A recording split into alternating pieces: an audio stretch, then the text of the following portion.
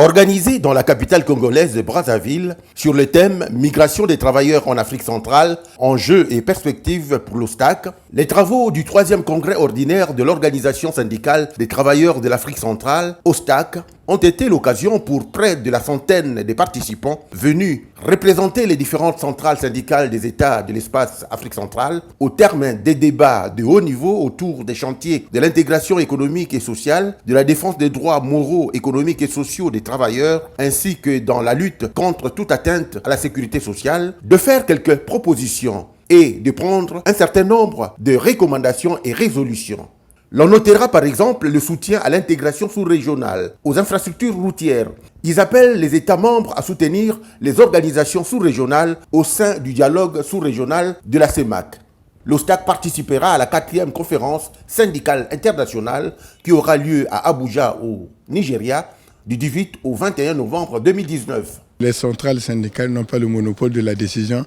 sinon le monopole de la négociation. Ça veut dire que nous, aujourd'hui, nous sortons, il y a une motion, nous sortons donc de ce congrès avec une position commune. Ça veut dire que nous allons peser de tout notre poids dans les instances de la CEMAC et de la CAC pour que l'immigration devienne un phénomène plus juste, plus équitable, plus humaniste. En ce qui concerne la situation sociale, il faut dire que la situation est la même dans la sous-région d'Afrique centrale. Et là aussi, nous avons pris une recommandation pour pousser les pouvoirs publics, sinon les gouvernements, à faire une attention particulière parce que, surtout en ce qui concerne les retraités, la situation est la même dans toute la région. En ce qui concerne les recommandations,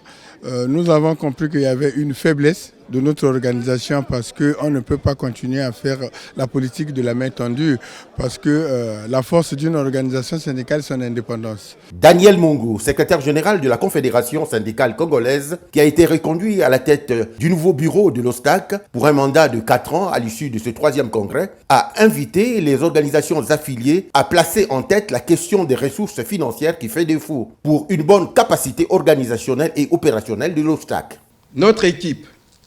et moi-même d'ailleurs, prenons devant l'ensemble des congressistes l'engagement de mettre en œuvre